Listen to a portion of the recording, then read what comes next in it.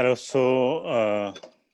I guess we are live. You can just check Global Shippers Faisalabad page and see.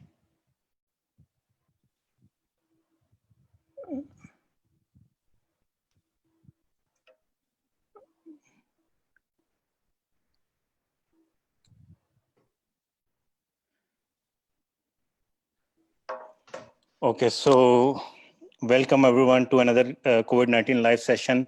Today we will be discussing the situation in Oceania, and this is 9th session of our series. Before this, we had session to discuss situation in China, Africa, South Asia, East Asia, Middle East, in India, Pakistan.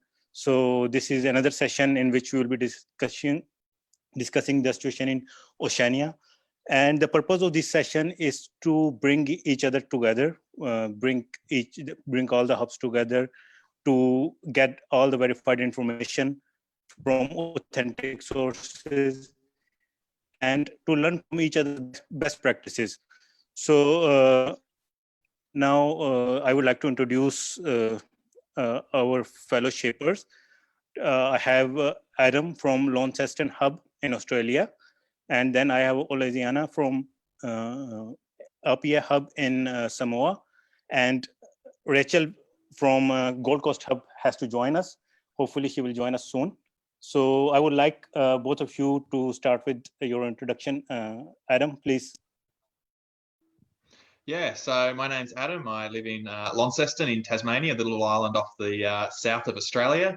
Launceston's a city of around sort of 70, 80,000 people, with a few more around the scenes. But I guess, yeah, so like not only being the sort of founding curator of the hub, but also seeing what we do in my line of work. I work in education, also business development, and obviously the impact around COVID-19 has not just been I guess my family being in our house a lot more, but also watching what it means for schools and what it means for our I guess our youngest of our community that are learning, but also seeing businesses that unfortunately are closing or transitioning or rapidly trying to work out what to do. So I guess that's some of the stuff that I'll definitely be bringing to this conversation through, I guess, what we're seeing. And I guess from our perspective here in Tasmania, we're in a really interesting stage that 2 days ago, we actually had to close 2 hospitals because of a COVID-19 outbreak in those hospitals.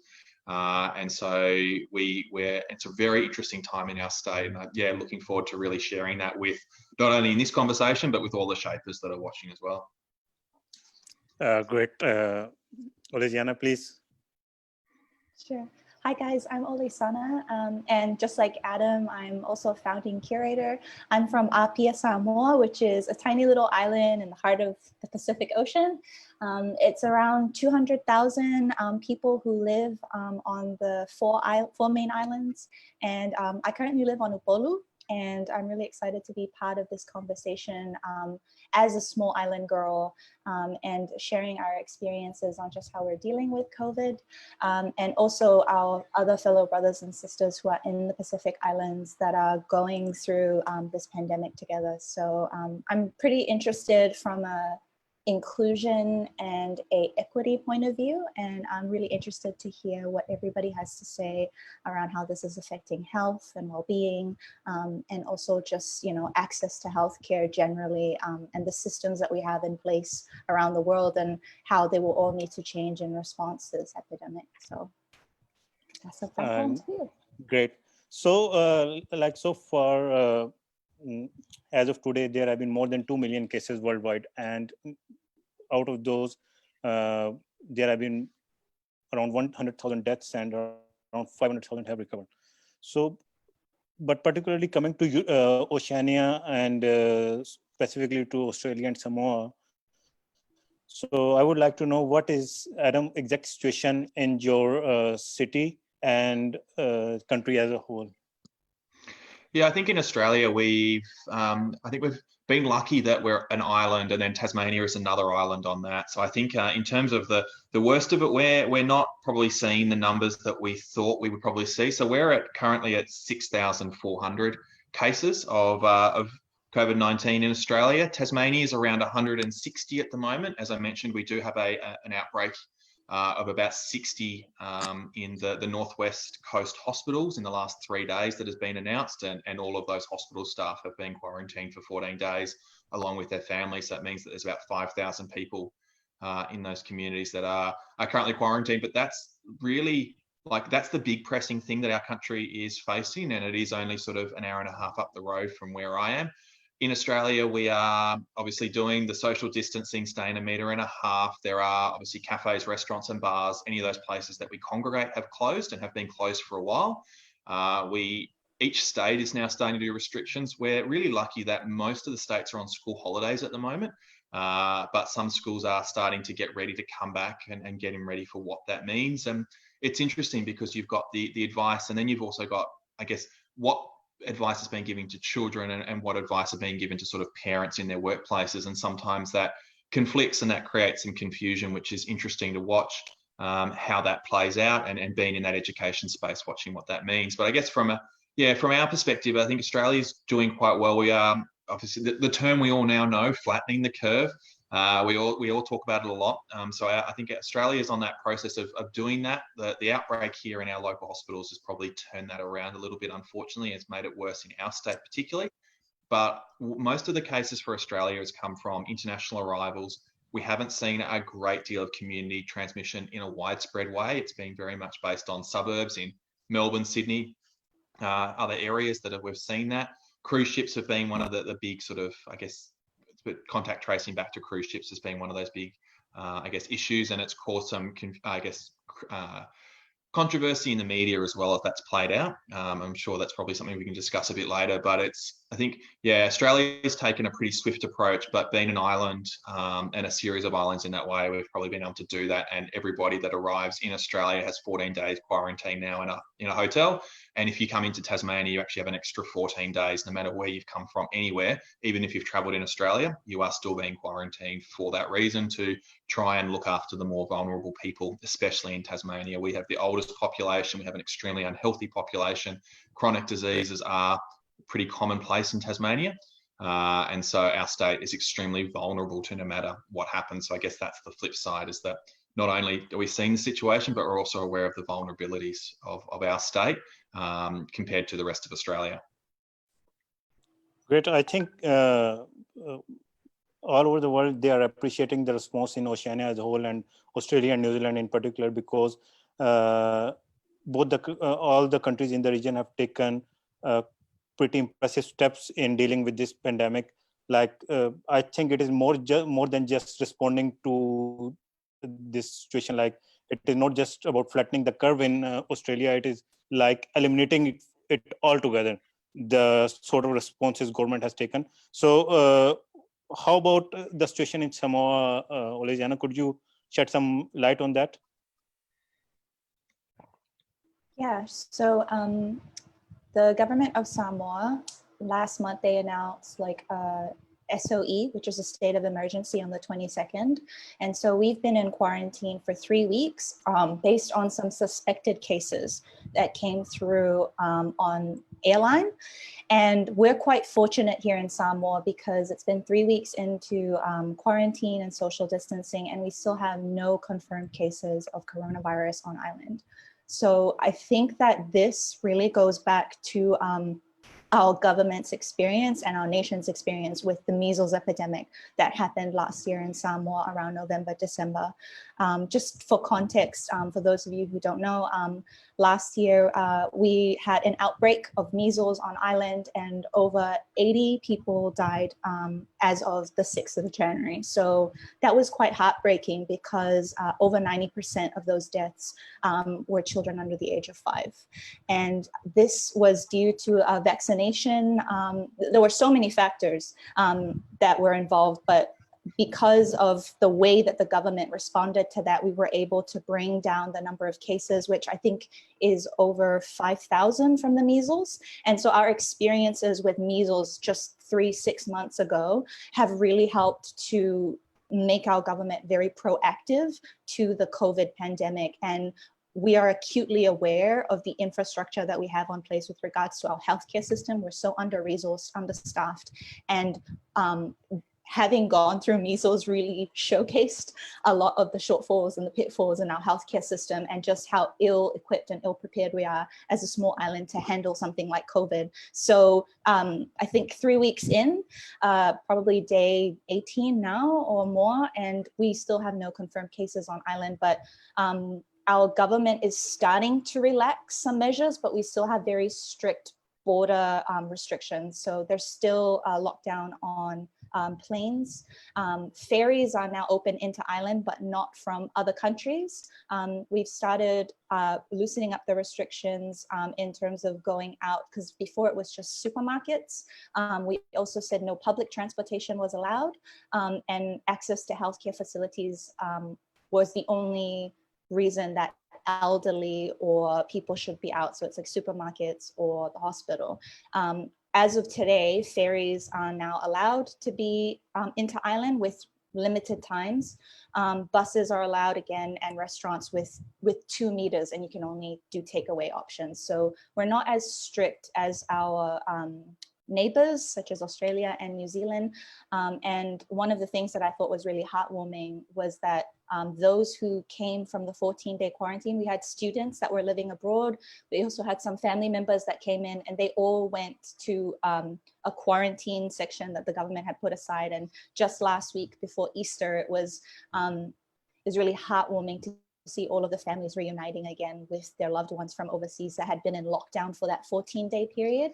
And these are students that are, like all bunking together, uncles and aunties. So that's the situation in Samoa. But I did want, before I hand it over, if it's okay, I did want to showcase a little bit on the other Pacific islands, because even though Samoa has been fortunate, I'm looking and to the future and just being a little bit more open to ideas and suggestions with regards to our cousins in Solomon Islands, Vanuatu, Fiji, Tonga, PNG, and Guam, because Tropical Cyclone Harold really impacted. It's like a Category 5 cyclone, and it hit Vanuatu, Solomon Islands, Fiji, and Tonga. And on top of having to deal with all of the pandemic requirements, the emergency supplies, and all the logistics that comes with mobilizing a national response, you also have a natural disaster.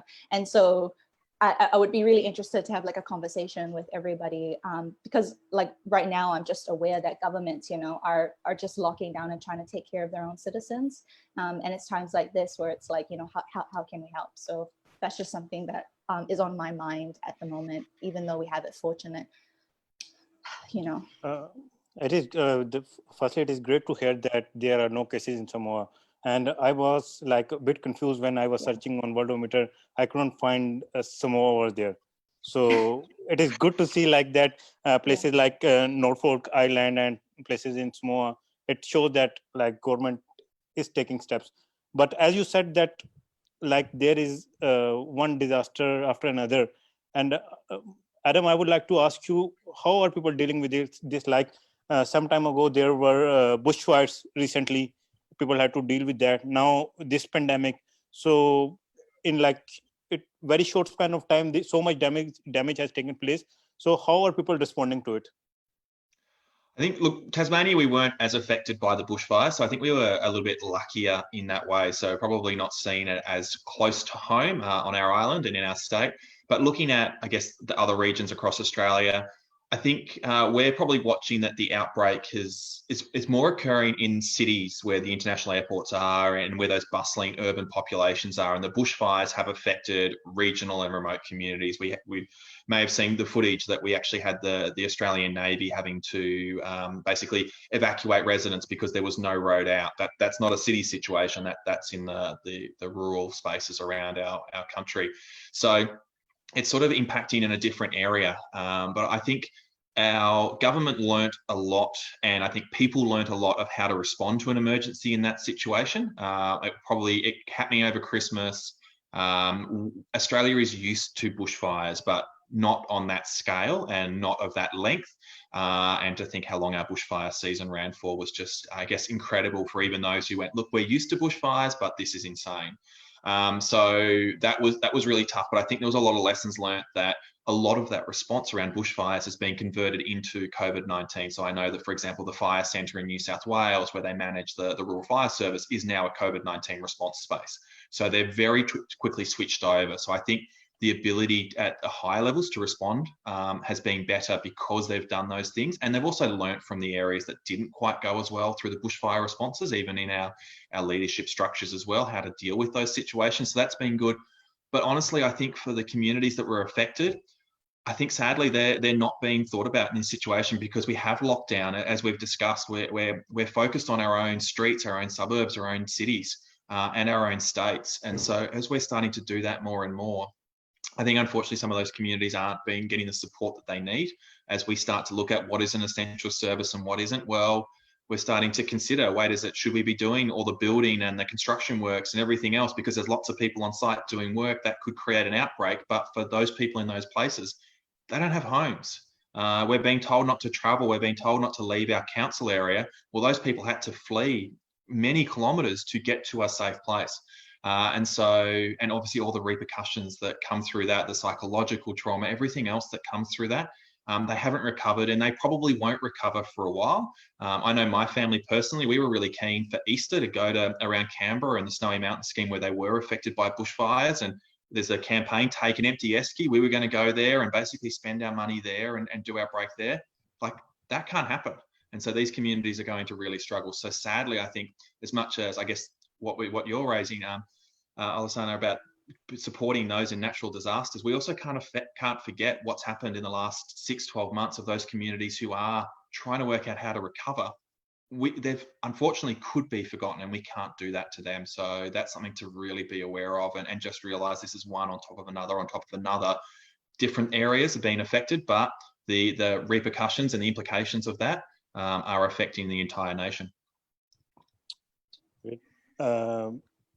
Oceania, what is your take? Like, how do you think it has affected, like one crisis after another crisis has affected mental health of those people?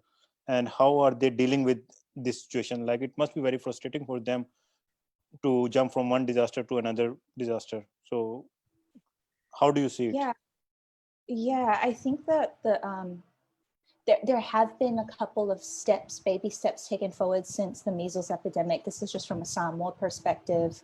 And just the toll that has on mental and emotional health for those families that are affected. I mean, some of the babies that were lost, you'd have like 2 or 3 kids in one family, and they just have graves buried next to each other. And then just the impact it has on the whole nation being on lockdown. So the experience of social distancing and being on lockdown was very familiar to Samoans because of what happened in November, December last year, and we had to shut down for a week. But this is an extended period of time that we're talking about, and the implications of that are multiplied. And so for me, I guess what worries or concerns me is issues such as domestic violence, people not being able to leave their homes now because they're locked down and they don't have the support, or they don't have the network structure that they would normally have in place in a functioning non-pandemic situation. There's also, in my personal experience, I'm really thinking about this, is the elderly and disabled care as well. We have a very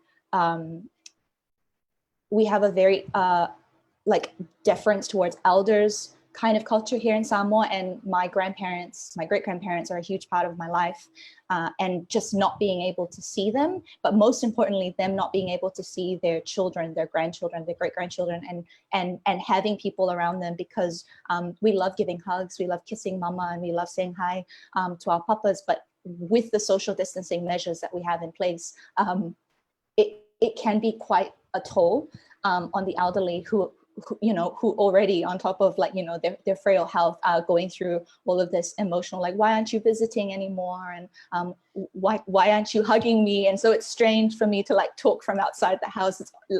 It's a little bit disrespectful even to be far away. And so trying to define a new normal in order to protect those that we love, these are some of the things with regards to well-being, and just mental health generally. I think the conversation is starting to be had, but not enough around this area, and things such as grief, loss, trauma, depression.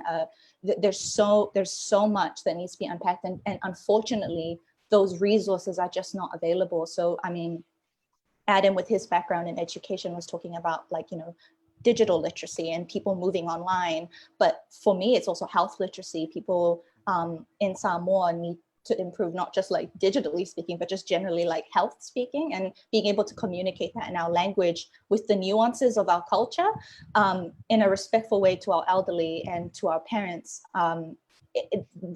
These are just my personal experiences with well-being going forward, and trying to explain that it's okay not to be okay, and to have moments where it just becomes overwhelming, and reminding friends that it's not a productivity contest right now.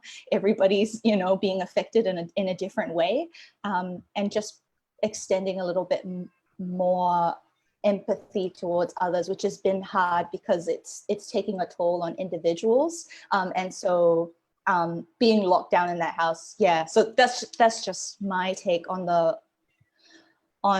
well-being and mental health and emotional health during this situation.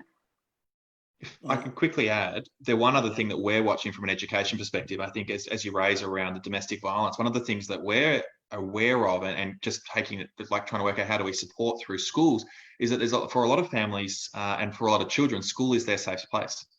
And so that, unfortunately, is being taken away as we start to look at distance learning and remote learning. We're looking at Tasmania 5 weeks of distance learning. We've probably already done a couple of weeks already, but 5 weeks is the first stage.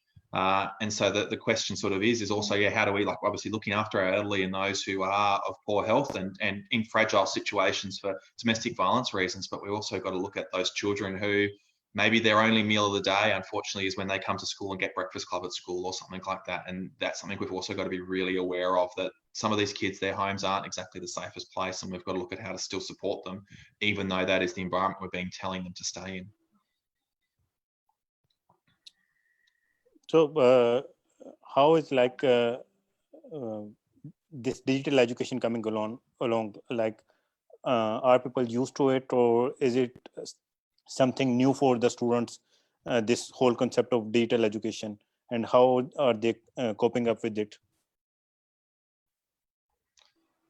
Look, I think from my perspective, what we're seeing is that schools are having to transition very quickly. They're very used to having a physical environment that they're teaching from, and the dynamics and the engagement and the pedagogy is based around how they deliver that in a physical environment.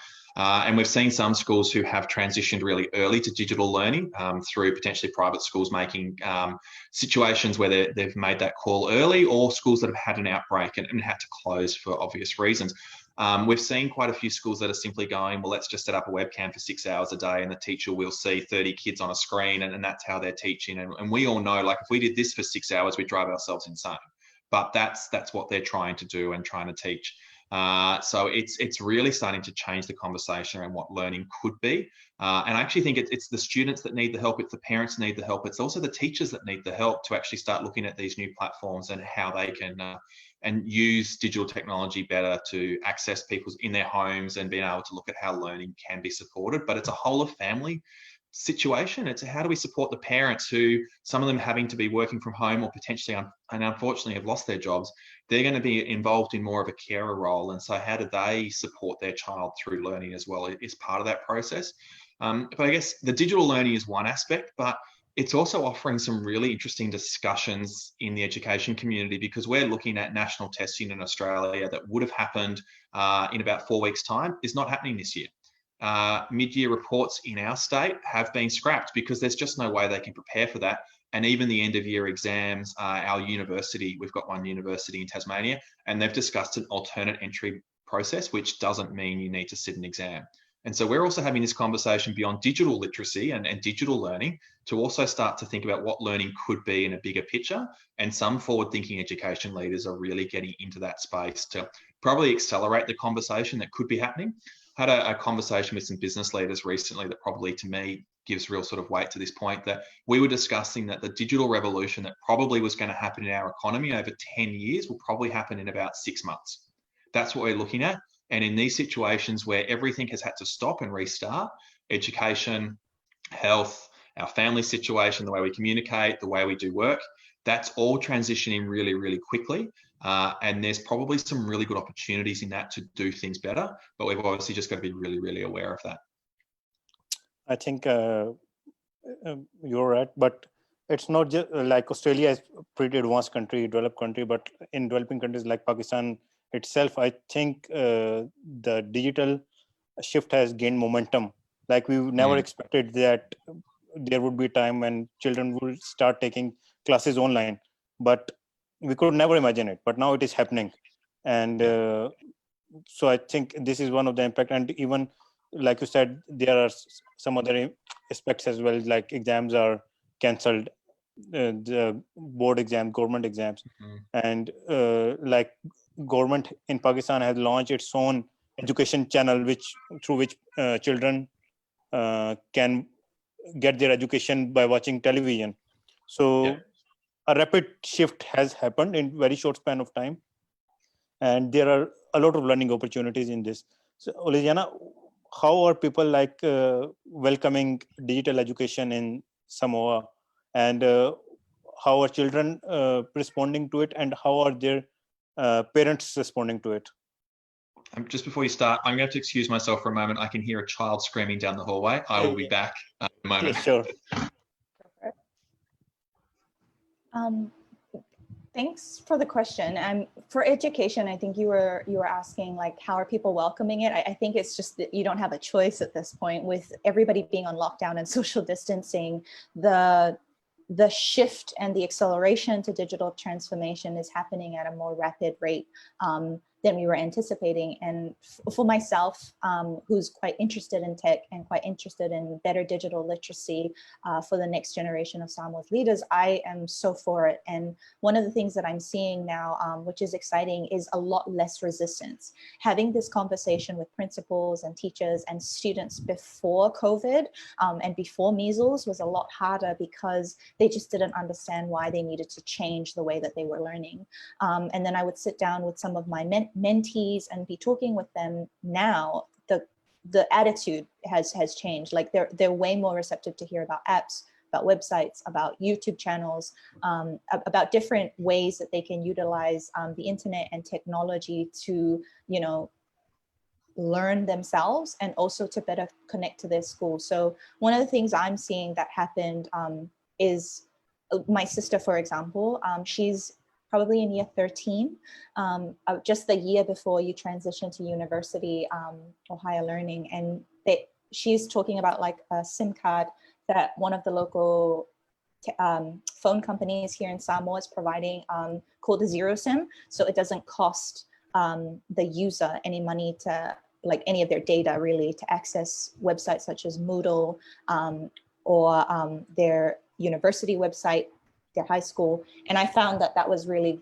awesome because when I was looking at the cost of going digital last year, it was a lot more expensive because these sort of products weren't available.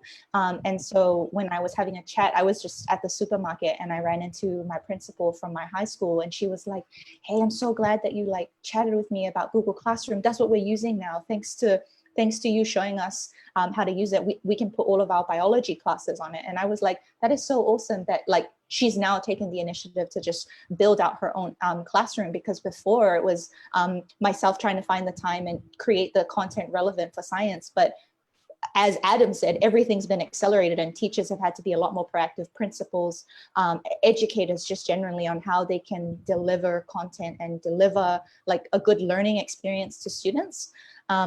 And I think the students are a lot more receptive here in Samoa because, well, this is from a secondary school point of view. For primary school, what they've done here in Samoa is the Ministry of Education has created homework packs and sanitized, and then they've distributed it to the public schools to then give to students to do their homework from home. There's also conversations with digital TV here in Samoa to have classes on TV, so have a dedicated time for young children to be able to watch and learn from a fun program. And I think testing as well is on hold. Scholarships are on hold. You know, any plans for next year are all like up in the air. So I think people are like students, teachers, educators are doing the best that they can with the tools that are available to them. But what a time to be alive to see this acceleration in digital transformation, because it is one of, I know, Samoa's main goals is to improve information, communication, and technology.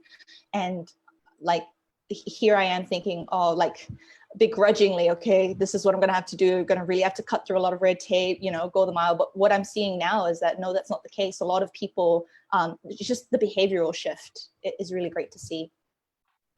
Yeah, it is like great to see even that, like you said, that all the digital companies, mobile companies, what they have started offering free data. This is like a very good thing, step taken by, I think, mobile companies all over the world to facilitate, accelerate the use of internet in these hard times. And I think like this has created a lot of opportunities for collaborations.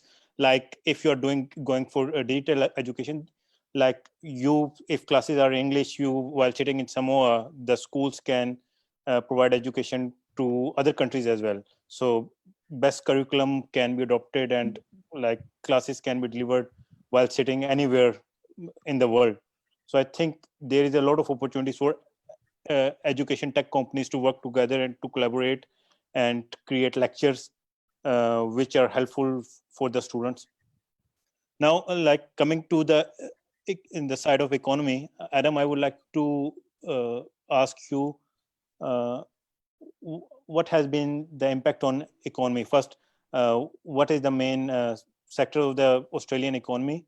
What it is based on, and how the situation has impacted the economic sector overall? I think Australia's economy has been hit pretty hard because we are an export exposed economy. Have got a mining industry as probably one of the core platforms of our economy, and a lot of that product was exported to China. So I guess the shutdown over there brought some impact pretty early on in our country. And so that was interesting to watch, I guess, broadly across the world. And I think that's still, those effects are happening in what we're seeing. Tasmania has a bit of an agricultural base, but again, a lot of that product goes offshore. We aren't very good at, we love the brand, we love what we create, but we rather sell it to someone else and make more money out of it. And we've positioned our whole economy around that. So I think those areas have been starting to transition and look at different ways. I think across Australia, though, we're seeing massive unemployment. Unemployment's expected to be 10, 11%, up from about 5% it was before. And simply that's because of all those hospitality places, the restaurants, the bars, the cafes that have closed from in-person, from people sitting in there to going to takeaway. And not all of them have made that transition. Hotels, the whole tourism sector has basically stopped. And that was a major driver, especially of our state's economy in Tasmania. We are very, very a tourism-based economy, and that whole segment has just shut down, and it shut down on the shoulder season. So when it would have otherwise been busy and they would have been trying to earn that little bit of extra money to get through winter, it all disappeared very, very quickly. And so they've been hit really, really hard in that way. The Australian government has got a JobKeeper package, which is interesting to watch. That's starting to roll out at the moment. So they've increased the amount of welfare payments they're paying for those who are unemployed, which is really interesting because the government has fought for many years that they would not increase the unemployment benefit. And then the moment COVID-19 came around, they went, oh, wait, it's not enough. And they basically doubled the payment overnight, which is interesting to watch in itself, but also to keep businesses employing people. There is now actually a $1,500 a fortnight subsidy to businesses to keep their staff on. And so it's massive. In that regard. So, but it means, for example, those restaurants and bars and cafes can still be paying their staff, even though they're not trading, because the government is obviously subsidising their wage to a degree. For my business, I run two businesses myself, and that does obviously create some certainty to our business model, because our revenue streams have basically dried up. Like in my business, we run education programs in schools with 150 people in a room. Well, there's no way you would even think of doing that right now. I can't even leave my state to travel interstate to go and deliver that work.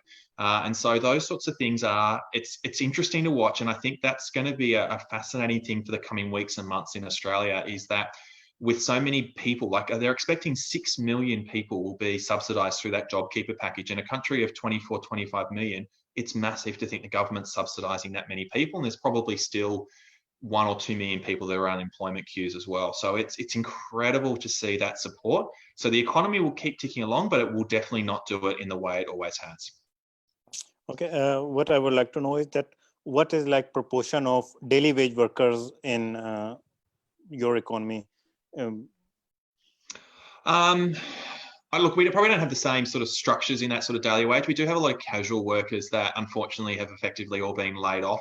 That's the term that we would have, that they don't sort of tend to work a lot. And in the Australian employment structure, they don't seem to have that same permanent status. So part-time and full-time workers are covered under this JobKeeper package, and they have to be a long-term casual to be able to be covered. Otherwise, they just don't get covered. And those businesses, unfortunately, are cutting a lot of those people. So I think we're starting to see that's probably the biggest area of concern, is those people who didn't guarantee they had shifts the next week. They were just getting, basically they get caught up and go, here's your shifts of the week, here's the amount of hours that you can work on a casual basis. They're the ones that are being affected the most. It's probably it's a different structure in that way, but when they had no guaranteed hours and the business has no guarantee to keep them on, and unfortunately in a downturn, that's a really negative place to be. Okay.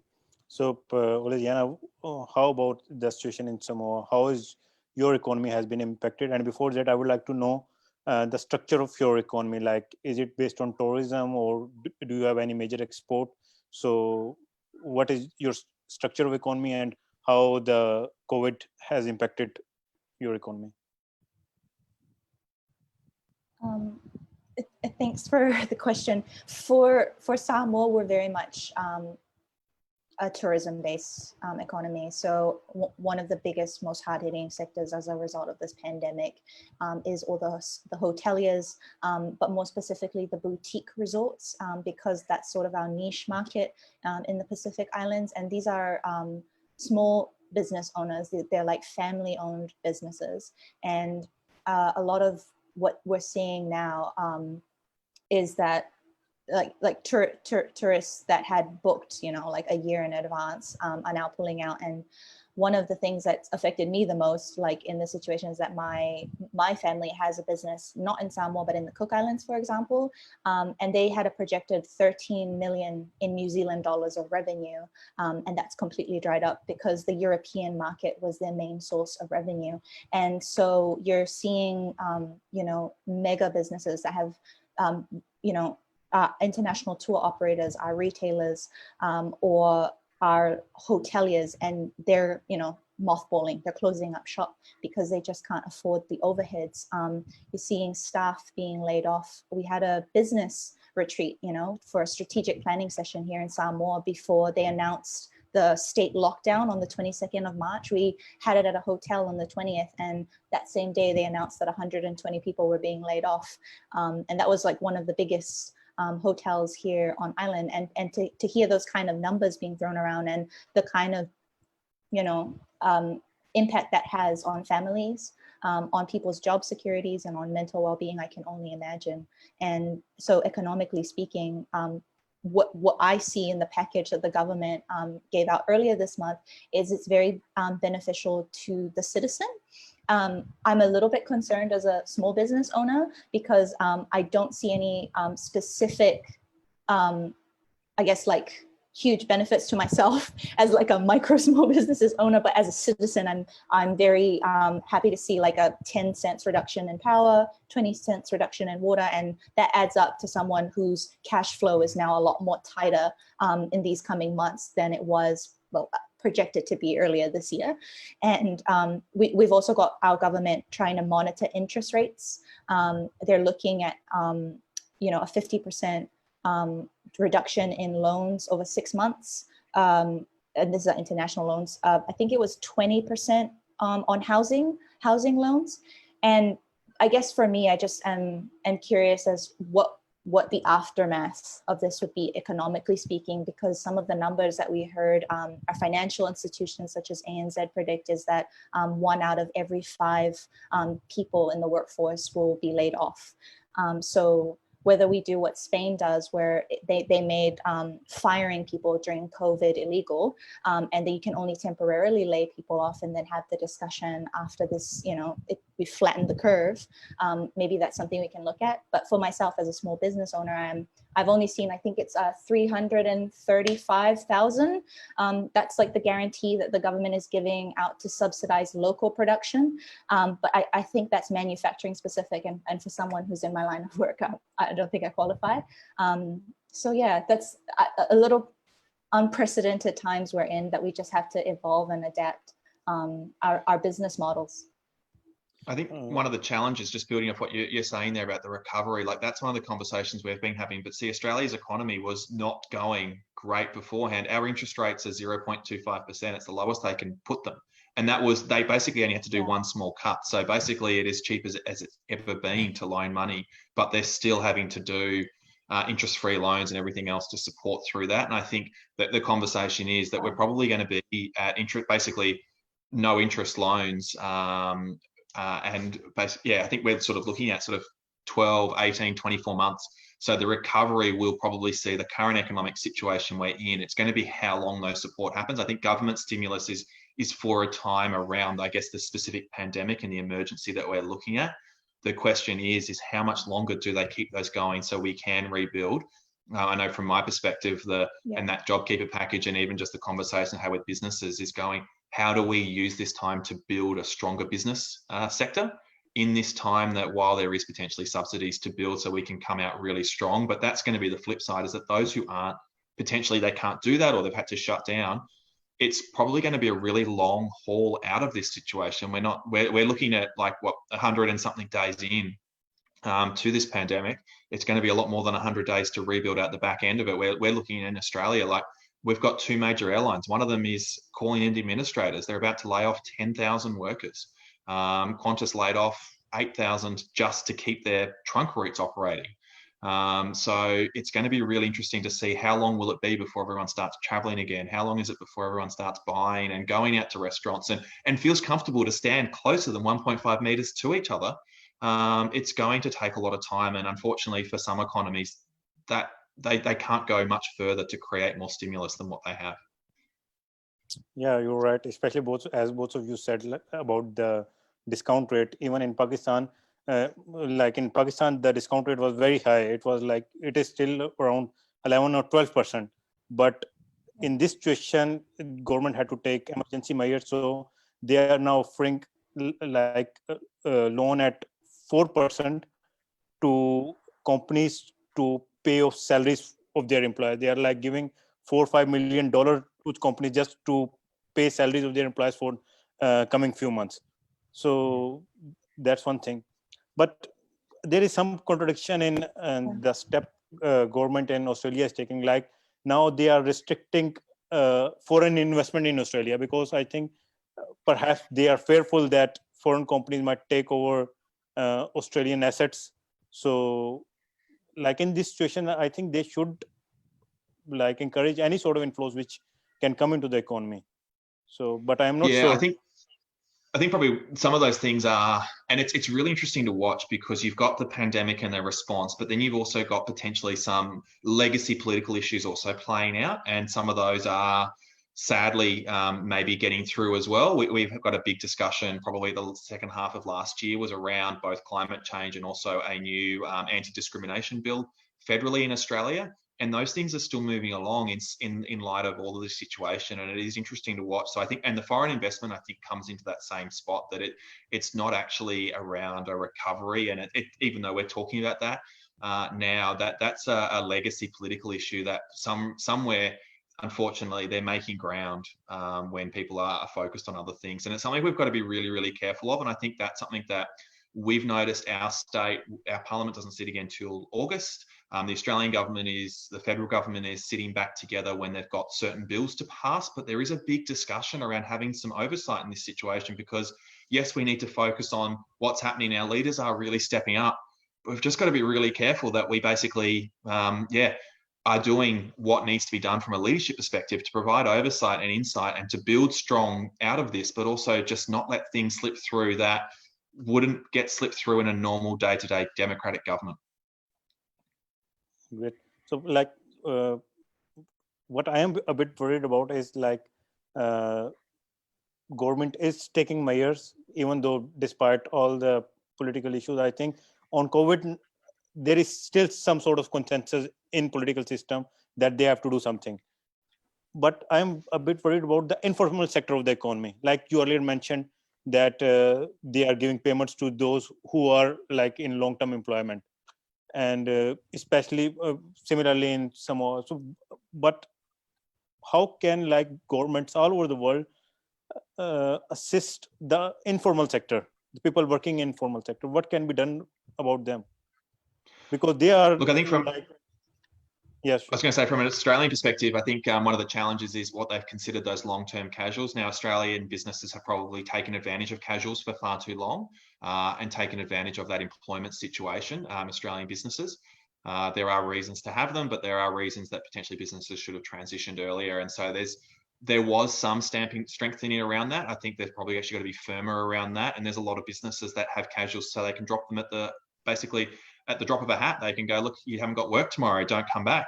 And we've got to start looking at how do we provide more security for people, because that is their living wage. That's what they build rent on. That's what they build their family budgets on. So that's one definite aspect of our economy that needs to change. I think a lot of those sectors, though, that were potentially in that space are service-based businesses. And so one of the things that, at least, it's probably not like a world-beating strategy, but one of the things that we all individually, if we still have wages or still have some income that we can discretionary spend, is look at how do we support those places that are still employing those casual workers and keeping them involved, and just try and see if we can keep those people employed or help them transition. We've had some great conversations here in our city in Launceston about how do we transition some of those hospitality workers that do not have a job at the moment into other sectors where there is work going, or potentially government services or major employers that have guaranteed work and are exposed to different situations. And COVID-19 is not restricting their economic production. So how do we get those people into that work, and how do we support that better as well, so that we can support the here and now? But then I think we do need to start looking at how do we, I guess, remove the reliance on an informal economy, because that's what it is. We actually rely on people being in a really fragile spot, and we can't keep doing that. We have to be a much kinder in the way that we employ, and we look after not only them as people, but actually their families and the structures that rely on them as well. Okay, and Oceania, how do you think I mean, the government is supporting informal sector? I think in terms of government action, with all of the stuff that's being rolled out right now, I think a lot of people will have things to complain about and be disappointed in, but at the end of the day, governments are doing the best that they can with the resources that they have, and they're trying to manage expectations from different political players, different supporters. And I think that just for me, what Adam said is totally on the nail. How can government best support those people who are transitioning out of sort of what our economy currently depends on, which is tourism and hospitality and agriculture, specifically informal agriculture, those businesses that don't have a formal business license or pay tax, but these are small mom and pop stores on the side of the road who are now being affected. Fisheries and agriculture is a huge part of our economy, and with the restrictions in place in the 2-week lockdown, supermarkets and markets had a smaller window of operating hours, which meant that those mom and pop stores who need to sell those bundles of bananas, those breadfruits in order to put food on their table are not going to get access to as many customers, because those customers are following government mandated lockdown orders. So how can we look at upskilling these people, but then also, I guess, labor mobility, transitioning people from the tourism and hospitality sector, having a conversation, like a roundtable multi-stakeholder discussion. How can we take the skills that people have in this industry and move them to industries that are currently not thriving, but doing like staying above board right now with the pandemic as it's going forward. So I think those are some measures we should be looking at right now with regards to our people and how we can support them from a government point of view. Okay, another quick question. Like when this situation started, was there any panic buying? Were there any shortage of items, essentials in the market, like food or sanitizer? Did you experience any sort of such thing? Yeah, definitely. I think I just want to add on to something that Alessandra just said then. One of the things the Australian government has just started to discuss and socialise is actually reducing, the government's actually going to provide extra support to universities to offer free training to help with that transition. And so we're going to start seeing some short courses in Australia that might help with that mobility, which I think is a really positive step. They're talking about don't binge on Netflix, binge on learning. It is a very tacky-daggy way of talking about it, but it makes sense. So I think that's something that's really interesting. In terms of your question about panic buying, look, we have seen that. Still, it's very hard to find toilet paper in supermarkets still, which is ridiculous. Sanitizer, cleaning products, anything like that. Like I'm actually finding, like, even going for my family, we haven't gone that crazy. Like let's have 3 weeks worth of food in our house, where we're sort of going 5-6 days at a time, which is our normal weekly shop. And I've got 2 young kids and my wife as well. So we're still operating as we normally would, but shopping is now hit and miss. We're going, and I'm having to sort of maybe go back an extra day. And it's really hard because I think from an adult perspective, we can justify, wait a minute, we're going to have to live on limited means. But I've got to tell a 2-year-old that, wait a minute, you can't have your breakfast cereal in the morning because everybody has bought that out. Like, it was an entire shelf before, but I can't find it in any supermarket for you. And that's the stuff that's really, I guess, the impact. And then seeing the amount of families that we have. Tasmania has got basically the divides. We're really got some wealthy populations and a really educated population. We also have a really poor population. 1/3 of our state lives on some form of welfare. And so when you start to look at that, they can't afford to buy in advance. And so when you go to the supermarket, you can't see any flour, any pasta, any rice. Those families struggle. And that's, I guess, the other thing that we're sort of really watching. And it's even hard for us to just find enough things for our sort of weekly cooking. I could only imagine for a family where they get that one chance to go shopping, and if they can't get it, that's it. That's really tough. And I think it's starting to come back around. It's been a bit of a supply issue and a restock in Australia, but still, toilet paper, cleaning products, I still can't buy any bleach or hand sanitizer or anything that we might otherwise have just for basic cleaning, which we would do every day in the house. Those supplies aren't there, and it's really hard to find them.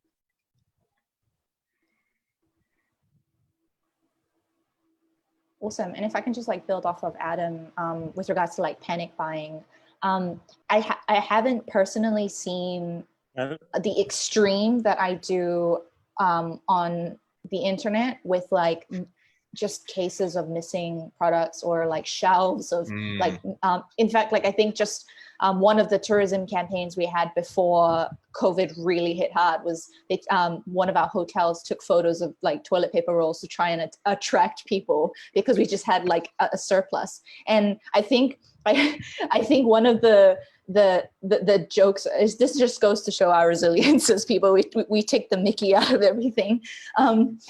With panic buying, I think because I don't own a store, I can only talk about what my friends who own stores say. And they said in the beginning days, in the first weeks, it was a little scary to see people come in and buy in the trolley loads of food and products. And now they're sort of starting to see that peter out and the demand stabilizing a lot more. But during that first announcement, you saw a lot of they said it was the same sort of response as a natural disaster. There would be, people buying a lot of rice, people buying a lot of flour, a lot of sugar, a lot of crackers, these are like non-perishable items. And so with panic buying here, I don't think it's as bad as what I see overseas or the experiences that Adam is having in Tasmania.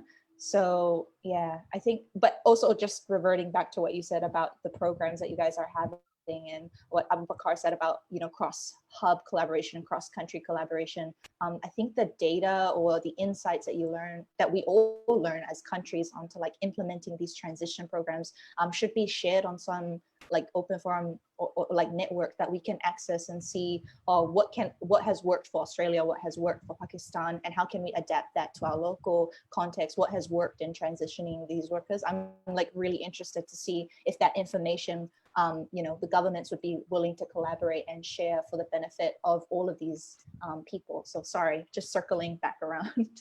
I think coming back to government, I think one of the best thing government perhaps in Australia has done is that it has established like since World War II, this is the first time that they have established a national cabinet to deal with this emergency situation. I think that is a good thing. But like, how are Adam, people in Australia and the administration dealing with the fake news crisis which has emerged? Like there is a lot of fake news going on. There is a lot of fake information. So how are people dealing with it, and what measures are government taking to address it? I probably have been very selective in the way that I'm paying attention to news because of, I guess that's what we're seeing. And I've seen lots of stories that yes, it's a health pandemic, but it's also a social media pandemic. And that is a massive issue that we do have to deal with. I think the positive side is, like, for example, every state premier, so the leader of each state is a premier or a chief minister if it's a territory, and they've been holding daily briefings. And I've never seen that before. And they're broadcast live on Facebook, they're broadcast on radio. In the major states, they're taking them on the TV channel. And so every single day, like in Tasmania, we kind of all, those who are wanting the information are stopping at 11 a.m. and we're getting to hear from Peter Gutwin, our Premier, and our Health Minister, Sarah Courtney, and our Chief Medical Officer as well, when that's appropriate, to hear what are we up to, where we're at, what the current situation. So I think there is that advantage that governments are coming out on the front foot and trying to share the information directly with the community as quickly and as effectively as they can, instead of having to potentially filter it out through other sources. And in a state like ours, we have a very limited range of media outlets. They're great, but they're small regional outlets. We don't have the same sort of things you would have in major cities like a Melbourne or a Sydney, where you're talking 4 or 5 million people. Our state is 550,000 people. So we don't have that same sort of, I guess, media sharing. So it does rely on that direct community messaging that's really, really key. And I think that's probably been the best thing that they've done, is really sharing that information directly. I think a lot of people have started to, I think because of how long it's gone on for, there is a group of people who are starting to switch off. So those things are really important for them to still tune in, but then miss all the rest of the constant stuff. I think we're probably getting overwhelmed with the amount of information that we are watching. You can watch an hour news broadcast and there's no sport. Weather's at the end, because it always is. But otherwise, we're talking 45, 50 minutes about COVID-19. What's happening in Australia? What's happening in the US? What's happening in the UK? What's happening in Europe? What's happening in China? Like that's kind of what we're seeing. So we're not even probably as aware of what's happening in our neighbours in the same way locally. But I think there's a lot of information overload. So I'm starting to see a lot more people starting to go, we're switching off. We're seeking out the information we need to seek. Where really there's a group, and it's more and more happening, that we're trying to avoid those platforms that are proliferating news that's fake news. How do we go straight to the government sources? How do we go straight to the information that's coming out that we can rely on and we can trust? And otherwise, how do we sort of start to switch off from that? And I think that's probably a bit of a transition that'll be interesting. The head of the GP association yesterday basically came out and said in the media, and I didn't think it needed to be said, but they came out and said, don't take medical advice from celebrities. Like that was a conversation that had to happen yesterday. Now, I think we all know that's probably not something we should do, but it had to be said. And so I think there is a wider part of the community that is where they get their information from. They probably aren't seeking it. And so I've got a friend of mine here in Tassie who's a massive advocate for media literacy. And that probably goes to part of the stuff that we actually need to be more aware of. How do we educate people about where they're getting their information from and those sources? And if we want to get information from our government, and if our Premier is speaking it, it's probably going to be official, rather than potentially reading someone else reporting on something else, or picking some fact and twisting it. And it is interesting. We had a situation that the Chief Medical Officer for the country actually discussed in a New Zealand briefing a briefing to New Zealand about the situation in northwest Tasmania and the outbreak, and said, oh, maybe it was an illegal dinner party where 50 people at a dinner party, which we're not meant to be having, all that sort of stuff, but shared that in that briefing. And so that obviously went out nationally, and our Premier had to come around and go, that's a rumor. Like, we have no truth to that. How can we be sharing that? And I think that's probably some of the stuff that we've got to be aware of. And I think if we look to any other countries in the world, some of those sort of rumors and hearsay and that sort of stuff is still playing out in their media. And we've got to probably be smarter in the way that we actually can filter better to get the right information and move on. Yeah, like one of the best practice I learned from another live session with East Asian hubs was that in Malaysia, what they are doing is that government has created Telegram groups, and they are updating the public through those Telegram and WhatsApp group real-time information. So, Oceania, is there any such initiative in Samoa to tackle the fake news?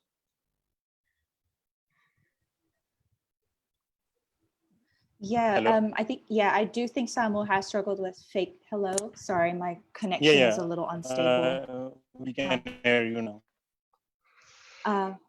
My observations and sort of media literacy is that I think as a person that's gone through higher learning, I acknowledge my privilege that I understand what sources of credible information are, but culturally speaking, like, we're an oratory people, and so like what Sione said, you know, to Malia the other day at church, and how that was, you know, derived from someone who's, you know, in government or in a position of power can be deemed credible news. And then that continued to share in sort of that like rumor or fake news.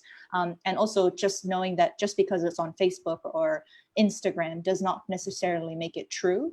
And I'm trying to have these conversations as a shaper with our own shaper community, you know, when you're sharing posts or when you're sharing information on your personal pages, just to be sure that the information that you cite is credible. And one thing I noticed the government doing is really utilizing the fact that, oh, so cute. This is the one that's been yelling in the background. This is my utilizing- 2-year-old son, Sorry, Zachariah. so Sorry. Hi, Zach. Sorry, I was just kind of like super distracted, but it's so cute. I was just saying that they're using the 2AP radio station, which is a really popular radio station here in Samoa.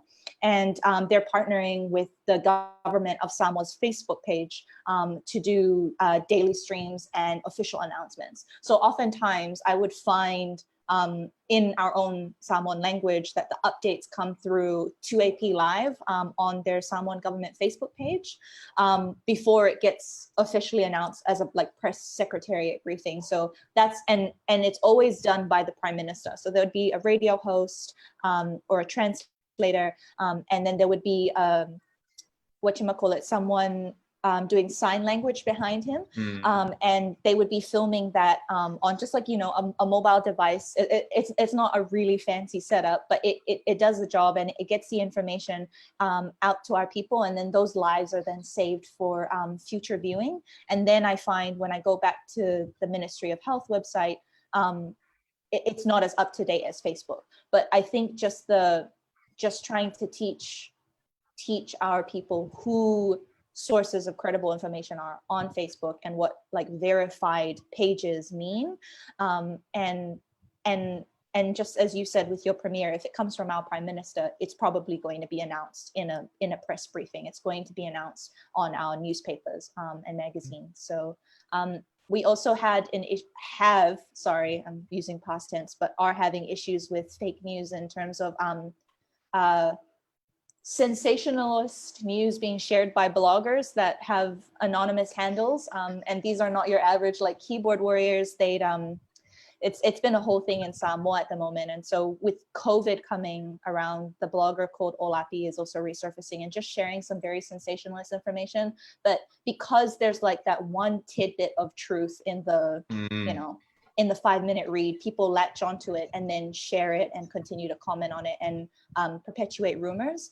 And so like it's actually really hurtful and damaging to people's reputations, because this blogger exists to, you know, really deface people in parliament, in business, in education, and drag them. And it's just trying not to have herd mentality to jump onto this like rumor train, but trying to be informed and being like, okay, like who is saying this, and if they're not credible, just discredit the information. The 5G COVID situation is like another conspiracy theory that got blown way out of proportion, and I'm just like, guys, like someone had to, like from health, be like, they're like on our newspaper, there is nothing tying 5G connections to COVID, and like Adam said, it had to be said. So that's. I was just going to say quickly, I think the other thing that we're watching is that our governments and departments and media outlets are becoming better at handling this situation. Probably 4 or 5 weeks ago, there would be an announcement and everyone kind of scratched their head and wondered what would happen. So for example, when our cafes, restaurants, bars were closed, it was closed at a 9 p.m. press conference on a Sunday, and they were told they had to close by lunchtime, by noon the next day. And that was crazy. And like, how do you plan in that time and get ready for that? And like, even from the business perspective, the information that we get, they'd get a package and everyone would go, okay, what does this package mean? It'd be like, oh, there's no detail. It's still a press release. But now they're getting better at, like, when the Premier makes an announcement about a business package, within an hour, every Tasmanian businesses that registered for those newsletters are getting the information in their inbox. And so I think that they are learning through this situation, that the chaos at the start, when they weren't quite sure what they're doing, they're realizing that people are looking for this information quickly, and that they have to up their game in getting the information out there as quick as possible. And yes, it'll take a little bit of time, but it's there by the end of the day, and it's giving people that confidence that there is some plans and processes in place, because this is affecting people's lives and family structures and that sort of stuff. So it's really, I think you've got to give them credit that they are definitely getting better throughout this situation and learning lessons very quickly and adapting probably far quicker than they may have done in the past. Yeah. One of the things our hub is doing is like a large population, majority of the population doesn't speak English, and all the credible information, like from organizations such as WHO, is coming in English. So what our hub is doing, we are translating those messages in our local languages, and we are making videos on those messages to reach wider audience. And then we are collaborating with like large organizations to disseminate those messages. Like we have collaborated with Food Panda, we have collaborated with universities, we have collaborated with news channels to disseminate those messages in their network. So by doing that, we have reached like more than 100,000 people in our country. So Oceania, is there any sort of initiative in Samoa? Because in Australia, I think everyone speaks English, so there is no problem. I'll come back to you on that one. Yeah. Okay. So Lisiana, are your hub is your hub doing any sketching?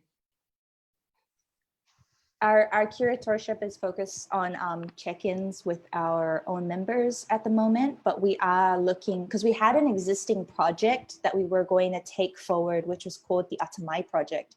And the Atamai Project was looking at creating an online platform, which was a website that would give accurate career information or career planning resources to those who are in the transition from high school to university, and those in high school that are just considering entrepreneurship, creative industries, or other technical and trade vocation courses. Because the narrative in Samoa is that university is sort of your pathway, the one pathway. After high school, there's uni, but really there's so many options that you can take after you finish high school. And I think that there's just not enough resources available to parents, students, and teachers during the decision-making process around year 10, year 9, in the transition up to senior year, that students can be better informed. So what we're looking at is, because we can't, meet in person, we've taken all of our hub meetings and projects online. So everything from programs, workshops, and events had to be canceled because of the rule that no more than 5 people could congregate in any one space. So and remaining 1 meter apart. So it just became impractical finding venues and also just, being responsible shapers. So what we're trying to do is get that website live, but with a few more hurdles to get over, because now, like, we wanted to have a few workshops in place before it got to the launch. So the workshops and the events won't go through, but the website is still going live. The other thing we're looking at is working with a local translator to take existing videos from, you know, the WHO or the CDC, reliable medical news sources on how corona is transmitted, how they do like full like anatomy scans, and then they do like animations on how it works through the body. I haven't really seen a lot of that kind of content in Samoa in our language. So one of the things that we're looking at doing is working with the translator on taking existing content and maybe getting permission from WHO or the CDC on videos they already have, and adding Samoan subtitles or adding a dubbed version where you have a voiceover of an indigenous speaker like saying what is happening as the video goes through. So that was an idea that we had that was COVID specific, but how we've had to adapt our hub project this year was improving digital education and access to scholarship information and learning information, because COVID and the flattening of the curve process might be long, but there's life after COVID, and there's hope for some people, and it's just providing that information to also give a little bit of hope that you can still be thinking about your future and what you can do after this is all done. So that's just what we're doing in our hub. Coming to you, Adam, you wanted to add something? Yeah, no, I was just going to say that it's actually one of the things that have just come up in the last couple of days is they've talked about the lack of information in other languages that are not English. So I think the Australian government's putting out information into the Australian population at around 24, 25 languages. And one of the broadcasters with an international focus, SBS Broadcasting in Australia, has translated that information off their own back into another 40 something languages, because they are realizing that it's not there, and they run a lot of radio stations in other languages. But even then, there are still gaps. And we have to remember that Australia, like in terms of our Indigenous people groups, there are hundreds of individual languages. There is no common language amongst our Indigenous populations. And there are a lot of people who still speak those languages. They live in camps, and they are some of the more vulnerable people. They're actually really concerned around the impacts. And there are significant fines for people going into those areas where there are large Indigenous populations in remote areas of Australia, and they aren't accessing the information because English is not what they normally speak. And so there are there's a Indigenous radio station in Alice Springs that I've been interviewed on before and talked to through their audiences that is busy rapidly translating information and trying to work out how do they convert this information from very English basics to, I think, not only just translating it, but getting the tone right and the tense right and being able to share it in a way that's supportive. Because things like emergency and pandemic, we can say calmly, but in other dialects, it doesn't come across in the same way. So it is something that's just started to rise up because we are a multicultural nation. English is still the only official language. So yes, of course, but we do have a very, very diverse population. Like in Launceston, in the city that I live in, that Nepali is the second most spoken language behind English. You wouldn't pick it, you wouldn't think it, but that's what we've got. And so that is sort of an issue that Australia does have to think about, and we have to probably be more aware of than we ever have before about those people who do call Australia home that may not have grown up here. So that's just something to be aware of. I think from a hub perspective, we've been sort of just looking at how do we support each other. So we've done check-ins as well, and we've actually been starting to film some of them and putting them up on our Facebook page just to encourage others to check in with other people and just see how life is going and what they're doing. But we're also starting to look at how do we support our community better to, like, how do you be a great citizen on your street? How do you be a great citizen in your suburb? You don't have to do it for the whole city, the whole region, the whole country, but how do we motivate good action from a community perspective? Because I guess as shapers, that's all we are. We're just interested in improving our community and our region and our world. And we just want to empower more people to do that. And so we're just sort of exploring those projects, obviously digitally as well, where we can't have more than 2 people in a space. If you're in a home, you can't have more than 1 visitor from outside. But we have a 4 square meter rule around businesses and workplaces, so that if you obviously 1 person per 4 square meters. So like my workspace is a co-working space. We've measured out all the rooms, we've measured out all the workspace, because there are some people that is their workspace and they still need to deliver service from there. It's a very different way of working, but I guess, yeah, from our perspective as the hub, we're also very aware that we don't want to get in the way of government, of the work that needs to be done. There are important messages being shared. And we kind of want to just fall behind and just direct people to do the right thing, rather than potentially add another layer, because if we've talked about the confusion, we've talked about the chaos that's happening in information, and we don't want to be part of that. And it's just something that we're really, really aware of. But how do we maybe help people just be great people, and support each other and be more resilient in this situation, is probably where our focus is as a hub. Those of you in our audience, those who don't know about Global Shapers community, I would like to tell that it is an initiative of World Economic Forum, comprising of young leaders in more than 425 cities and 150 countries all over the world. And all these young leaders around the globe are working in these tough times on three areas, like building knowledge, amplifying verified information, and in collective action. Like the things we are translating is actually like amplifying verified information. So now I think we have Rachel with us. Welcome, Rachel. Can you hear us? Hello. I think she's not ready. Hello. So hello.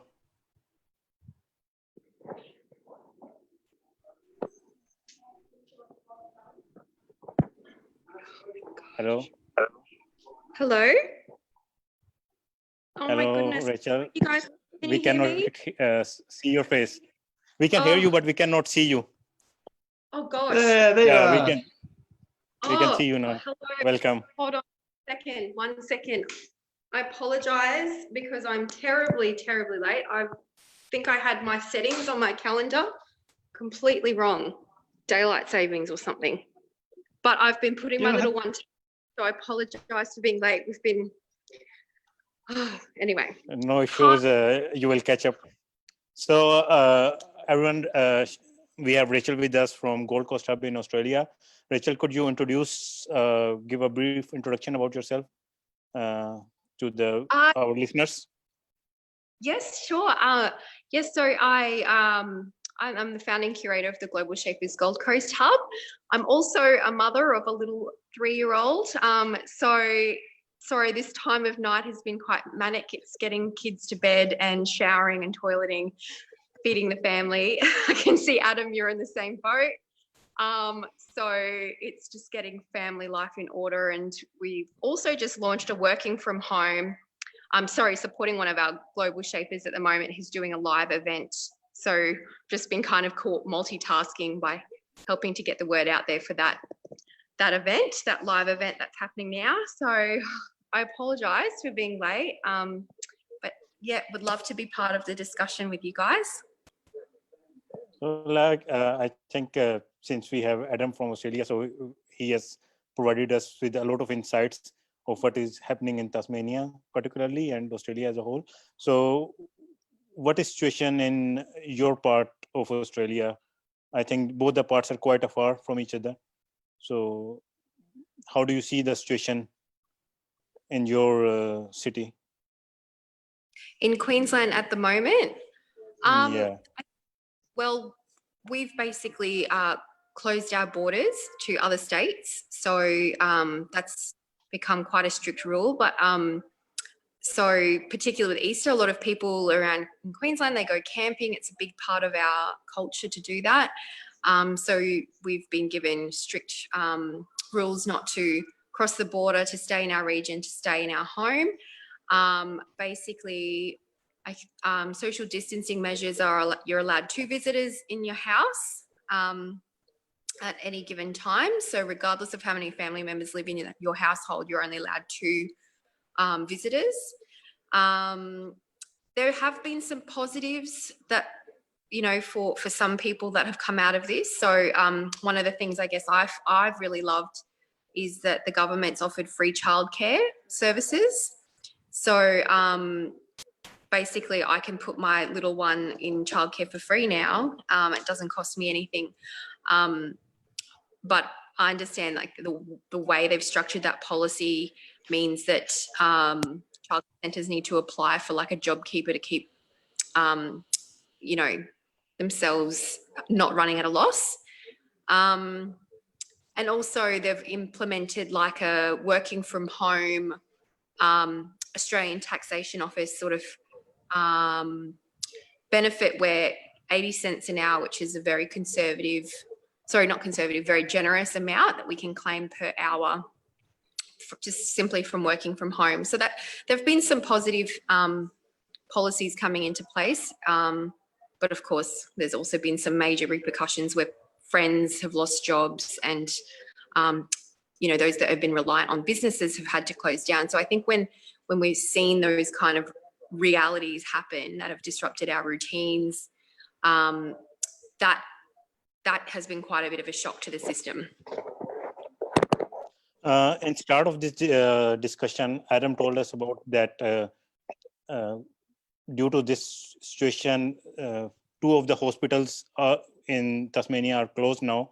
So, like, what is the situation regarding healthcare in your region, and how is like government responding to the healthcare? Are there sufficient testing kits available? Are there sufficient nurses, doctors, and how is it like the whole situation? Well, that's a very good question, and one that we are really interested to get a bit more in-depth insight. And we're actually really, really excited because we've just secured a podcast interview with an awesome doctor at the Gold Coast Hospital who has played a pivotal role in the COVID-19 response. So we are actually lining up a podcast interview to record that next week, and we'll hope to release that in due course. So I will let him do the talking because I believe he's been doing a lot of work around in this space, and we'll be able to expand on that a lot better. But would highly recommend just, jumping onto our Instagram to follow whenever we release new podcasts. And that one's going to be a very, very interesting one. Great. Now, Oceania, we have Rachel, we have discussed like government actions, economy, education, and technology to some extent. So Oceania, what I would like to know is how this whole thing has affected your personal life. Hello. Hello. Yeah, sorry, Harper, by the way, my little 3-year-old. Hello. Hi. He just Hello. He just had a shower, sorry. How it's affected my personal life, I have to admit, so because I work in Queensland government, and we initially were going to do a rostered 1 week on, 1 week off, where we work from home, but it was basically after my first week working from home, it became indefinite. So all of us, so basically after that first week, we've been working from home indefinitely. We've been very fortunate to have the technology in place. Sorry, I'm just going into a room where my little one won't interrupt. We've been very fortunate to have the technology in place. So we've got laptops, Office 365. So that already equipped us with the ability to set up Teams virtual video calls quite easily.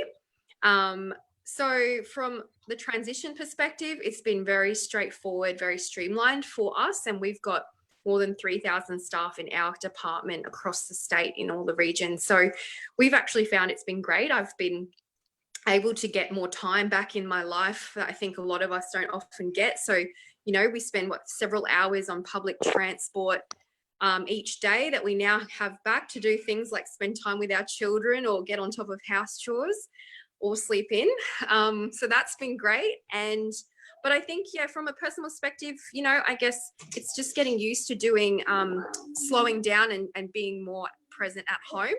So, you know, and probably not feeling so guilty about, you know, binge watching television programs or getting on top of Shaper's work. So I think that, it's been great. And we have, from a Global Shapers perspective, we have had to basically reassess some of the projects and activities that we had in the pipeline for this year. So we did have like a retreat plan for April. We had a Keys to Education event for May. We obviously had Shape APAC where we were all excited to go to. And October, we were going to launch and attempt a Guinness World Record attempt. But with all the public gathering restrictions and border closures, we've had to reassess where our priorities lie and see what we can take online and perhaps move or shuffle some of the dates. But I think the real benefits that we're seeing out of this is just, you know, we've probably heard the phrase around it's physical distancing, not social distancing, and it's really beautiful to see how people are making a more conscious effort to reach out when they normally wouldn't.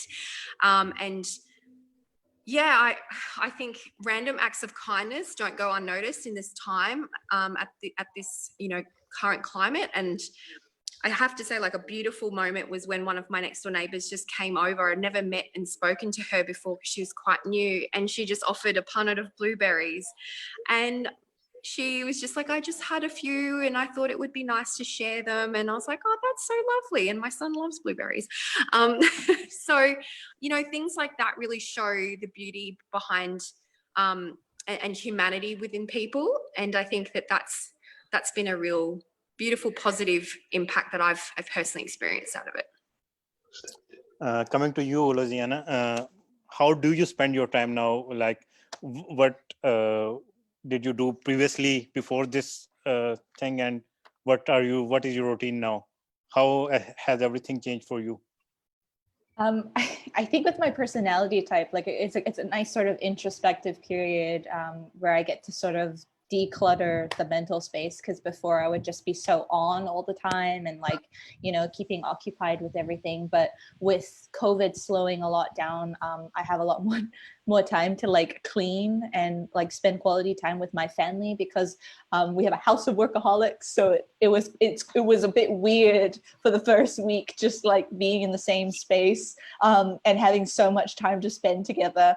But now it's like nice. I'm getting to define what a new normal looks like. And so I've been, like, reflecting on the things that I was doing previously that may not have necessarily been healthy, or I didn't even know I was doing them. I was just doing it subconsciously because I thought that these were just things that you did. But I get to, like, recreate what my new normal would look like. So for me, I've been trying to, like Rachel said, just take, like, an hour and be, like, have a good cry, or, like, you know, just, like, get mad, you know, work, like do something to, like, process everything that's going on, because it was really hard the first 3 days for me when we went into lockdown, because I love routines and I love structure. So having that sort of taken away from me when quarantine happened, and, like, I love my business, and not being able to, like, go in that physical space and being in that mindset was a new thing for me. And I know it's a new thing for a lot of people right now, trying to create new work from home routines.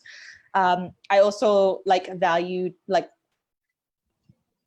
a lot of the friends and the family that, like, I may have disconnected with. Like, it's definitely not a time I feel distant from them now. I feel a lot more closer to them, because every now and then we check in on each other and we call, and that's just so beautiful, seeing that like real quality friends and awesome shapers just connecting and conversating in pods. So we have this thing in our hub where we have little groups and clusters of, like, 5 to 7 people, and they get together with, like, their pod leaders, and that's, like, a member of our exec team, and they just do life together, and they hang out, and this was before COVID. So when COVID kicked in, it was really nice to just see a lot of these pods that we have still stay engaged. And we named each pod after the values of our community, which is passion, commitment, collaboration, service, and integrity. So seeing these group chats just pop in and them staying active and checking in on one another has been great. Personally, my grandma and my mama is, like, a huge part of my life. So personally for me, I feel really strange having to go and stand outside of the house and talk to her. It feels so strange. Or like handing food, like, you know, through another medium, and just because I love her, but she doesn't understand that because she's old, and she's really like, why aren't you coming in to say hi? Why don't you love me? And I, like, hug me. So and I was trying to tell her, you know, like, with COVID we can't, like, touch her. She's like, you know what? she said this to my aunt. She's like, you know, I could go any day. I'm 93 years old, and what I really want is just to spend time with you and my family. So that really got me in the gut, and it's making me like appreciate hugs a lot more. All the little things, you know, just the sun. That's just, you know. Adam, I'm sure I'm sure your kids must be very happy that you are spending more time with them. Yeah, no, I've ducked out for some meetings from different times, and I get a phone call from this one particularly going, "Daddy, come home," and "Daddy, stay home." So yeah, we'll see. Look, I think for me, like, it's a massive shift for my family and what we're doing. So for me in my work last year, I spent 30 full weeks away from my house teaching across Australia. We taught 5,000 kids across Australia, and that's what we do. So now, like, our airport doesn't have a flight this week, a passenger flight this week. So before, yeah, there were 1 million people that went through Launceston Airport. Now there's none. And so that's significantly shifted. So for me, I'm spending a lot more time at home, which is a great thing. I'm enjoying that. It means I'm more engaged in this community, which I'm really happy to be. Through our education programs, we're obviously not doing that work at the moment. We're transitioning the business, and I'm a bit of an optimist, so I always look for the best in situations and try and, I guess the two words that the two phrases I've been using a lot is how to reduce the impact in the organisations we're involved in, but also recover stronger through that situation. So for our business, that's what we've been doing. I'm in the education space, and how do we do that? So it's kind of been on the go a lot with that. But the business advisory service I'm involved in, we actually are federally funded, so funded by the federal government in Australia to deliver the Digital Solutions Program and offer advice and support to businesses embrace digital technologies, which right now is in demand more than ever. And so I'm delivering 2 webinars a week. I've already done one today on website building and different things like that. So I think the slowing down I'm probably not seeing in the same way. It's probably just a readjustment of hours. And my wife and I both still have jobs, and the advice that we've been given by our Premier is if you can keep your kids home, keep them home. And so we've basically looked at a shuffled roster where I might go into work for, say, 8 until 12. I'll come home at lunchtime, spend the afternoon at home, do dinner with the kids, and then I'll start work again at, say, 7 o'clock at night. Where I can, to be flexible. And so it's changed that dynamic, and sort of that's obviously just something to have to adjust to and deal with. But my wife has a job, I have a job, and that's how we can support each other and support our family and still be there for our kids, who we're going to follow that guidance until they say, look, kids, it's take them back to school. That's what we'll do in that point. So I think so, yeah, personally being home with the family more has been good, checking in with shapers more and chatting to them and being more available and being more here to do that has been really good. But look, it takes a toll. Like, both of those businesses, I'm a director and I'm an owner, and there's people that we employ. And so, like, you're not only making decisions for yourself, but like I was for the first 2 or 3 weeks running daily cash flow forecasts to go, how long can we run without making money? And understand how I can sacrifice what we can do in our family budget to keep staff on. Like, those sort of things do weigh on your mind, and it is really difficult with that uncertainty. Obviously, we're in a very different situation now with the stimulus packages and everything else, but those definitely take their toll. And I think there's probably going to be a point that probably 12, 18 months down the track, we're all going to collectively have a massive deep breath and a big sigh and just kind of just realize all the stuff that we've just gone through, because a lot of it is, how do we act now without knowing what tomorrow brings? And I think that will take its toll at some point, probably a bit more resilient and probably don't show it as easily, but there will definitely be a time, and my wife and I are really aware that that's something that we have to deal with, and be aware of how we're dealing personally, mentally, with that, to be able to still be in a great position to be a strong family, like for me to be a great dad to the 2 boys that I have, as well as everything else that we do in the community. I think it is like same, like this situation has, the positive side of this is that it has given all of us some space, more time to spend with our loved ones, and it is like we should be seeing the positive side of things as well. So, like, while moving towards conclusion, Rachel, I would like to ask you, how do you see the future scenario of all this? How do you see the recovery period? How what will be the future of this? Yeah, that's a great question. I think that that obviously the economic aspects are going to be something that we're going to need a long time to recover from. And I think that some of the stimulus packages and things that are being released, while they might feel great right now, they could be a bit of a band-aid approach that could have like long-term consequences that we don't even know. This is unprecedented. So it'll be interesting to see how the flow and effects happen with that. But I guess also the opportunities, I think that there are so many great learnings that we can take from this whole situation, how we can be a more agile workforce, opportunities for technology to really, be more widely embraced across all different sectors. I guess from a risk mitigation perspective, we need to think about these things now, and it's going to be more front of mind for a lot more organizations. But I really think that there's a huge positive in this. We're seeing so many parts of our planet healing just by reducing our consumption and kind of, like Venice is, the canals haven't been clearer. We've been able to see, parts of our planet just breathe. So I feel that, my view would be, I hope that a lot more is embraced in a sense of how can we look at our consumption and the entire supply chain and be more sustainable in our approach to that as a whole community.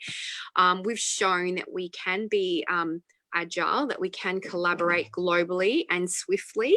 And I think that the issue of climate change is a pandemic that's not going to go away. And it's it hasn't been given the same level of attention as coronavirus, but I think that it's kind of like Mother Nature's way of saying, well, guys, here's something, learn fast, because you got to, we don't have a planet B. And it's a common phrase that's said, but it's true. And we've seen what happens if we are thrown into, into a crisis where our lives depend on it. And I think that coronavirus is often while it has been terrible to see, the amount of lives lost and businesses and livelihoods of people affected the way they have been, we can only look towards hope and look towards the opportunities that come from this situation rather than being motivated by fear. We should be motivated through hope and love and the positives that come out of it. So, I hope to think that this will actually lead to more positive climate change action, reflections on how we can be a more agile workforce, and also, there will, I think, also be a mental health, a huge increase in mental health.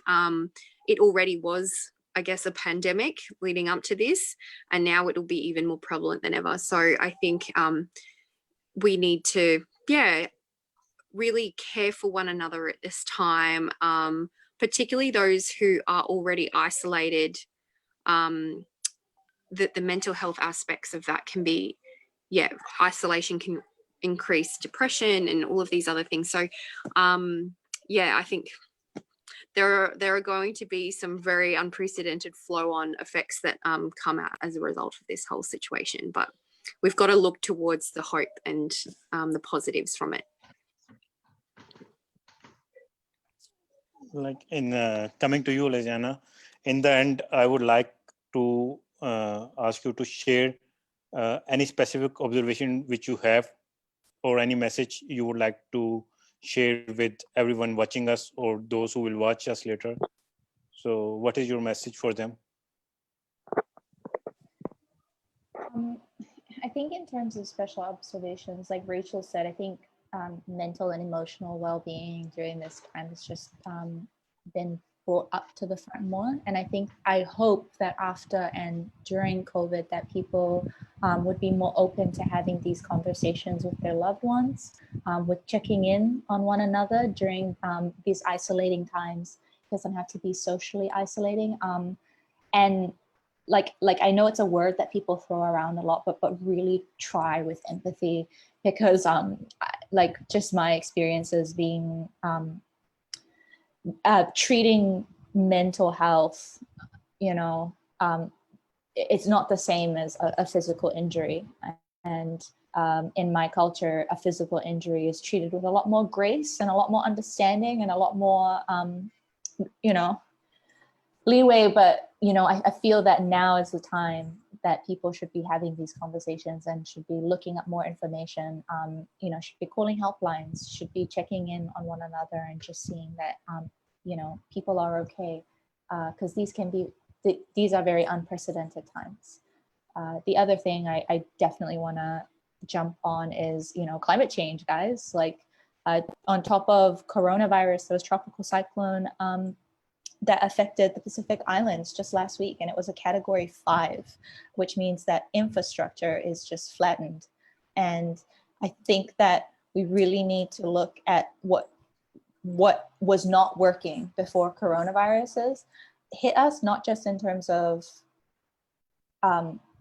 climate change, but the systems. What are the systems that we have in place in our society right now that are not benefiting minorities, that are not benefiting us going forward? And so for me as a small Pacific Island person, I just wanted to, like, you know, put that out there, and that's my, I guess, observation during this time. So yeah. Adam, for you, how about you? I think some of the things that I've seen, and I've been reading a bit about this because I've been really trying to look at some of the stuff that's interesting around this. I read a really great article that talked about, we really have to ask a question about, like, it's a really fundamental thing, but people were eating animal meat in China. We have an issue with poverty across our world, and we need to be more aware of that. And I think that's something that we're seeing, that it is our vulnerable populations that are being affected, the panic buying, the way that we can look after this. Those who can isolate themselves in a home is great, but I listened to a great podcast from the US about the amount of homeless people that just can't. And so I think we will have to become a kinder community. We can't not out of this, and we have to use the lessons and the learning to look out for those who are more vulnerable in our community. As I mentioned, that we do have a lot of vulnerable populations in our state, specifically in Tasmania, and I think they may have been missed before, but this is a chance for us to reset that and bring them back into the fold. We also probably need to look at where our health system really actually, what the capacity of a health system is, because I think we're starting to realise the limitations of that. To consider, I think Tasmania, 20% of our acute care beds have been taken offline with the shutdown of the hospitals in Burnie. We're looking at families having to be actually put into a hotel in Launceston. If a family in the Northwest gives birth in the next week, they have to be brought to a hotel in Launceston because the hospital can't cater for them here, and that's where they're going to have to give birth. That's the sort of stuff we're looking at, and we're a first world country. Like, these are the things that we shouldn't have in our country, but we've got the army running that hospital now because all the staff are on quarantine. We don't have the capacity in our state for extra healthcare workers. And so our health system has to obviously be looked at, and we actually need to prioritise that. We need to prioritise the care of everybody in our community better out of this. And from a business perspective, I guess, one of the interesting things is businesses have built this just in time. We'll have our products when we need them. We'll have enough money just at the point we need to pay. And those businesses have really struggled. We need to put more slack into our system. We need to handle being more generous with the hours that we contribute to people, the way that we work, so that we have a bit more slack, so we can look out for each other. We can take more opportunities. We can be more innovative with resources and things, but we actually have the time to do it. Because I think a lot of businesses that have basically cut everything back to the bone have really, really struggled. And we need to really sort of just rethink how business does operate in that way, that it has got that opportunity to be compassionate, to be kind and caring. So probably everything that I'm saying is how do we are caring for each other. We're probably caring for each other in a way that we haven't done before. I've been talking to people and we're smiling more, like at people down the street. We're waving at people in the supermarket. We're giving nods at when we stand our 1.5 meters apart and giving a nod, and we know that that's what we've got to do. Like, that didn't happen before, but we're doing that now. And I think that's a real, like, a legacy from my perspective, is how do we keep being kind and caring out of the situation and take it into those big issues. And I think you've both Rachel and Olasana, you've raised climate change. We've got massive issues. We've got poverty. We've got health issues. We've got, disadvantage in our communities that we shouldn't have. As our state in Tasmania, we're often on the tough end of this, that, like, GST is a government tax that we all pay back to Canberra. For every dollar that Tasmania contributes, we get $1.40 back because our state is struggling that much. And so we've got to start looking at how do we even this out and actually create everybody have a fairer opportunity to thrive and to succeed, whether it's in digital literacy, whether it's in their access to healthcare, how we look out for each other. I think that for me is the biggest thing I really want to see come out of this, is how do we just care for each other and have the capacity and the willingness and the energy to go, we've cared for each other in this situation when we really had no other choice, but we have to keep caring.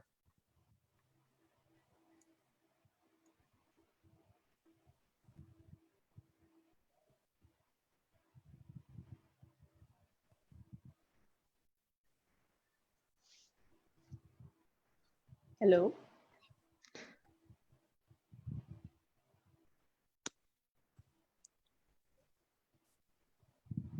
Hello. There we go. I think it has frozen. Now you're back. There we go. Yeah, I'm back. I just lost connection. So Rachel, do you have any specific observations which you would like to share? I think another issue that we might see coming out of this as well is just the increase in domestic and family violence. So whilst I mean, I've noticed that different people are experiencing a different wave of different emotions at different levels for many different reasons. Some are thriving, absolutely loving it. I know a few people that are quite introverted and they're like, I love spending time by myself. And I've got extroverts who like feed off people's energy. So for them, it's been a bit more of a struggle. But then I also think about people, particularly women and children, I suppose also even men, but statistically women are statistically more likely to experience domestic and family violence, and particularly in isolation where you're forced to stay home for extended periods of time and there's economic issues within the family household, you know, loss of jobs, uncertainty, you know, that inability to get out and be amongst your safe network of friends or family, kind of being isolated and hidden away. I think that can I feel like that will lead to an increase in domestic and family violence issues during this period.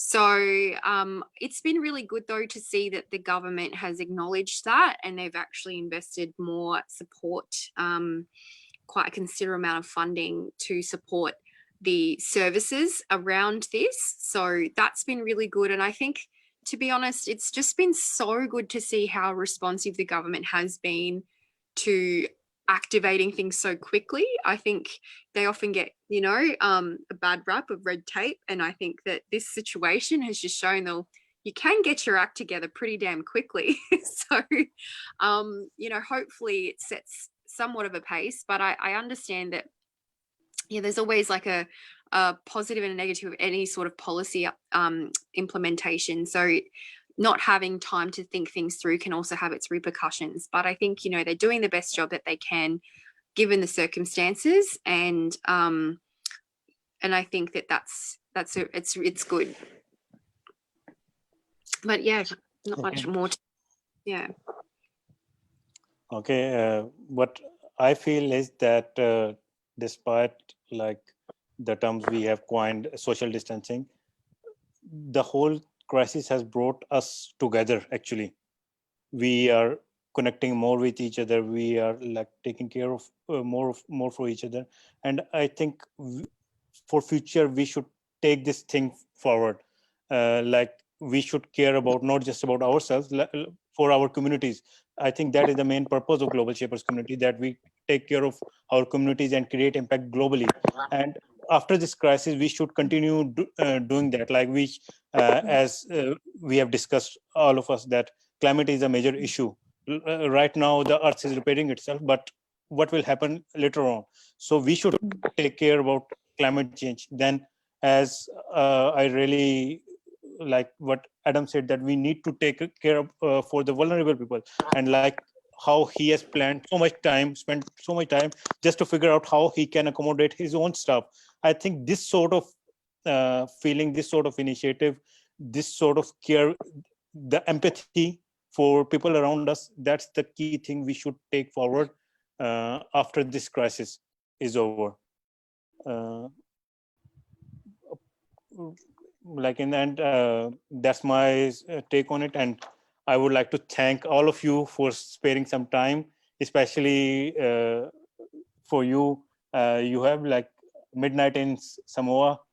So, and Gang, guys. You've done well. The normal thing. yeah, Melissa. and I think your parents or your family might also be worried, like, why are you getting so late? This is And my new normal. for both of you, you have taken time with your children.